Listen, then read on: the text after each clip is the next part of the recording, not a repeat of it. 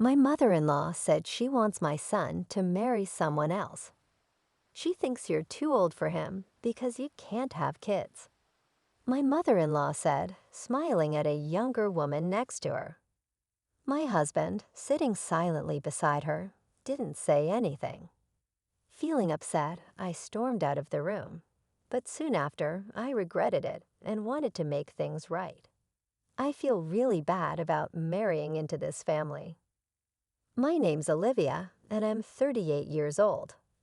I met my husband, Sam, who's 8 years younger, through a friend. I was unsure about dating him because of our age gap, but he insisted that age doesn't matter. "I love you, Olivia," he said, and we started dating. Eventually, we got married after 6 months.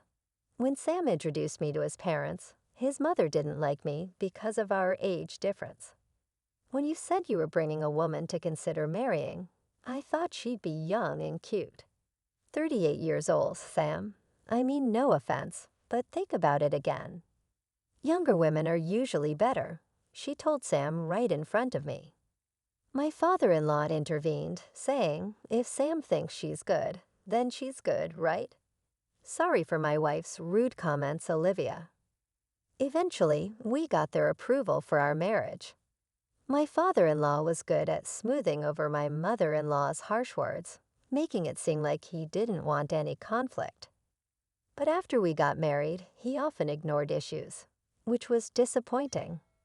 Sam's family was well known as landowners in our small town, and my mother-in-law loved to brag about it, even though she wasn't technically related by blood. She married into the family just like me. This family is very wealthy, and Sam, being the favorite, has a charming and dreamy aura. My previous partner was very careful with money, which was tough. So Sam's relaxed and generous attitude towards money is quite attractive to me. Even though my mother-in-law reluctantly accepted our marriage, after my father-in-law scolded her, she doesn't seem happy about it. She keeps telling me how a good wife should act, which is frustrating. She's influential among the local women and takes pride in leading the Women's Association and being popular. She insisted I take time off during the week to meet the association members. She believes it's important to impress them. She introduced me proudly, but some of them hinted that she might not be as well-liked as she thinks. Oh, and she also told me to get a medical checkup to see if I could have children. I was a bit put off that it was her, not Sam, who ordered it, but I was also curious to know if I could get pregnant, so I agreed. Gynecological exams aren't exactly a walk in the park. Despite being important for women's health, they're uncomfortable. Does anyone else find sitting in that examination chair, waiting, unbearable? Despite the discomfort, my bridal health check results were good. I felt relieved when the doctor said, "You're healthy." Sam seemed worried, but he looked relieved when I told him the news. I shared the results with my mother-in-law, hoping we could finally celebrate our marriage happily. But then she said, "Good that you've passed the first hurdle." The first hurdle? What did she mean by that? I thought she'd be happier. Was she secretly hoping for bad news? As I tried to figure out how to respond, my mother-in-law surprised me with a proposal. "After you get married, let's build a duplex and live together. You'll split the down payment and mortgage. You work in administration, right? Your salary might not be high, but you should be able to handle it at your age." A duplex? Living together and splitting the cost with me. I felt overwhelmed by this sudden flood of suggestions. I looked at my husband sitting beside me, hoping for some support, but he remained silent. "Could you please chime in?" I asked him. I haven't discussed anything about living together with Sam. And well, before we talk about a duplex and living arrangements, I'd like to address the comment about my job," I said, feeling a bit hurt. "You haven't discussed it." "Oh, well, Sam probably thought it was understood." That's not good. We've always planned that when Sam gets married, We'll all share a house and live together, my mother-in-law insisted.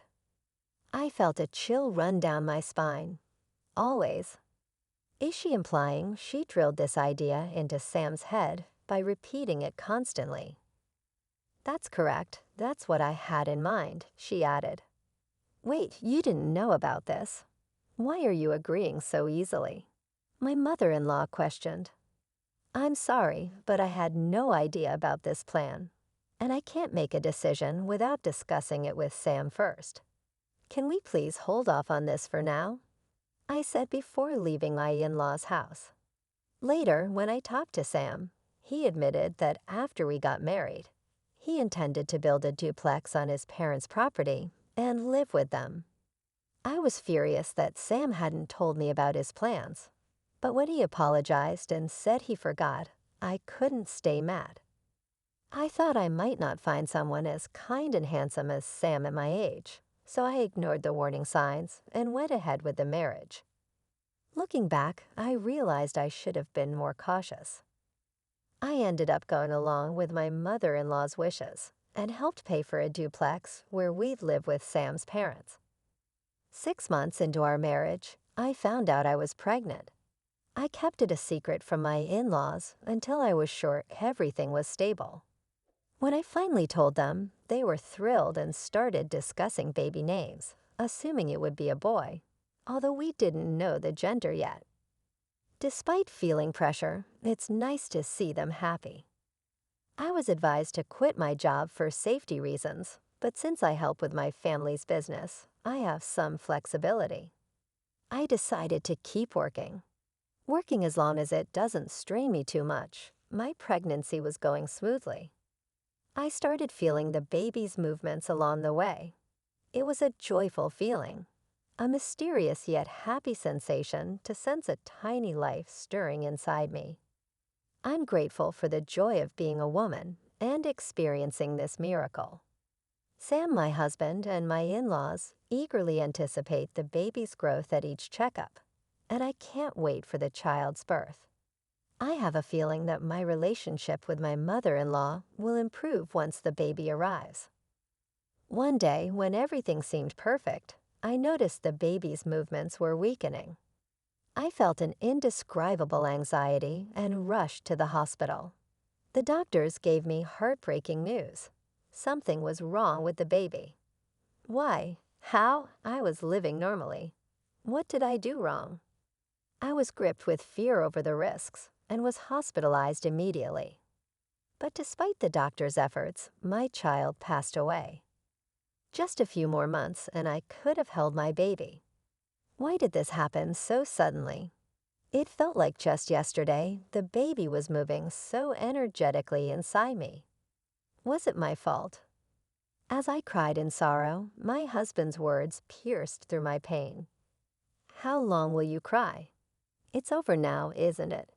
Crying won't bring the baby back. Stop crying. I was stunned. What was Sam saying? Our child had just passed away. Even though I was taken aback by this cold side of Sam I had never seen before, my shattered state of mind left me unable to speak. Then came the day I was discharged from the hospital. Sam didn't come to pick me up. I managed to force a smile and reassure the nurses who were concerned about me going home alone. When I arrived home in a taxi, Sam, my mother-in-law, and an unfamiliar woman greeted me. "Welcome back. It's a shame, isn't it?" said my mother-in-law with a strange smile. "Yes," I responded, taking a seat on the living room couch as suggested. The seating arrangement was strange, with my mother-in-law and the woman sitting across from me on a bench, and Sam sitting next to them, showing no effort to comfort me or make eye contact. As my mother-in-law spoke, my heart sank. We've talked it over with Sam. Since you can't have children anymore, we don't see the point in keeping you as our daughter-in-law. We're thinking of having this other girl marry Sam instead. Hearing those words, while still reeling from the shock of losing my baby, tears filled my eyes. But I refused to let myself break down. I had to stay strong, telling myself that crying would mean giving up. I kept my head down, unable to look up, ignoring my distress. My mother-in-law continued heartlessly. If you're willing to work and support our family instead of having children, we might consider letting you stay. What do you think? Can I count on you to take care of us? Confusion and disbelief washed over me. Without thinking, I looked at my husband for support. But when our eyes met, Sam quickly looked away. Beside him, a woman who seemed triumphant stared back at me. I remembered her as Sam's childhood friend, introduced to me at our wedding. Seeing that my husband wouldn't even meet my gaze, I realized he's not on my side. He won't help me. A chill ran down my spine, and strangely, my mind became clear. They must have discussed this during my hospitalization. They plan to replace me, the woman who can't have children, with a younger wife who can bear an heir. If I stay here, I'll only suffer. There's nothing for me here anymore. With newfound clarity, I address Sam. I understand where you stand. Let's get a divorce. Please go and live happily with your new wife. Leaving the house, I return to my family home. My parents, surprised but warmly welcoming, were already aware of my miscarriage. They were outraged by the cruelty I had faced so soon after leaving the hospital. Their warm reaction was a relief. After everything, I ended up crying a lot that day. Exhausted from tears, I fell asleep. However, the next day, my mother-in-law and husband, who had shown such cruelty in driving me out, unexpectedly showed up at my family home. At first, my mother dealt with them normally, but once she realized who they were, she refused to engage with them. Then they started incessantly ringing the doorbell, shouting, "We've canceled the divorce. Come back now." You see, my family runs a barbecue restaurant, a well-known spot that serves a globally famous brand of beer. It's frequented by many celebrities and athletes who enjoy our delicious food. However, my husband's family comes from an old, respected background, and they looked down on our family, thinking that running a restaurant was somehow shady. They had this outdated belief that restaurant businesses were inferior and saw our family as less well off. We even invited them to dine with us once before the marriage, but they declined, saying, "Beef. We always eat at certain places. Eating meat from other restaurants gives me heartburn. Sorry." During the pre-wedding meetings, they indirectly belittled my family with remarks like, "Oh, you run a restaurant, right? That's so old-fashioned. Oh, I see from your parents' generation. Dealing with beef, huh?" Well, respectable families don't engage in such businesses. It hurt. To see my parents, who had worked hard to raise me, being treated this way, but they'd brushed it off with a laugh, saying there are always people with narrow mindsets. On the day I left after the divorce, my husband and mother-in-law happened to see our restaurant being featured on TV. Up until then, they had shown no interest and considered my family beneath them. But they panicked when they saw the restaurant described as running its own farm that produces top-quality beef, enjoying extreme popularity with meat exported worldwide, being highly successful and lucrative. Suddenly, they tried to cozy up to me, saying, "If your family were wealthy, we wouldn't have talked about divorce. We're sorry for yesterday. We weren't thinking clearly. Please come back." After all their talk about children and heirs, was it really all about money in the end? My husband, Sam, and his family never asked much about my job, so I had simply told them I worked in office administration for my family's company, leading them to believe I was a low-paid and incompetent employee. Consequently, they probably assumed that asking me to pay for the house would make me give up on the marriage. In reality, I managed the meat export division of my parents' company, earning a substantial income for an office worker. Fortunately, I had saved up a good amount due to getting married later in life. allowing me to provide the money they demanded. I am also a major shareholder in the company and aspire to eventually take over my father's position to further expand the business. Despite this, they had never shown any interest or asked me about my role until it was highlighted on TV, leading to an overnight change in their treatment of me. Despite incessantly talking about wanting children, it became apparent that money was their primary concern. Their shallowness appalled me. Finally, my father, who had been silently observing the situation, lost his temper and kicked Sam and his parents out. "Thank you, Dad. You saved me," I said. My father, still seething with anger, began drinking and cursing at them. He had me explain everything from before the marriage without holding back any details, believing I couldn't handle this alone. My father promptly contacted a lawyer he knew, leading to a demand for damages since I was unjustly evicted. We also asked for reimbursement for the housing funds I had provided during our cohabitation. The claim was acknowledged, and it was decided that I would receive a refund for the expenses I covered. However, Sam alone couldn't repay the loan I had taken out, so this family home had to be sold. They had built a lavish house on rural property just for show, leaving a considerable mortgage remaining even after the sale. Moreover, the house was filled with the eccentricities of Sam's mother, making finding a buyer willing to accept it as is doubtful. Suggesting that disposal could take time, fortunately, they managed to sell some land they owned separately, allowing me to recoup my money first, which was a relief. At this point, I was grateful for marrying into a landlord's family. Sam and his parents were forced to leave their beloved two-family home and now seemed to be struggling in a rented apartment, facing difficulty repaying their loan. As for the woman who was planning to marry Sam, she was only interested because she thought she'd live in a big house and that his family was wealthy. But as soon as she found out they were going to lose the house and still be in debt, she disappeared. It was probably the best decision for her because if she had married him, she might have been pressured to have a child and forced to work due to her young age. News travels fast in this rural area. Gossip spreads like wildfire, especially when it involves a well-known family like Sam's. People are buzzing with interest, commenting on how poorly they treated me and how they used to flaunt their big house, but are now in debt and living in an apartment.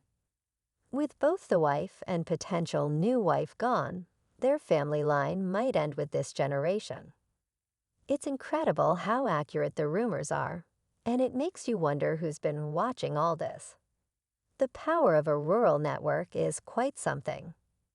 Now my bossy mother-in-law, who used to act like she owned the place, sneaks around even when shopping, worried about people's stares.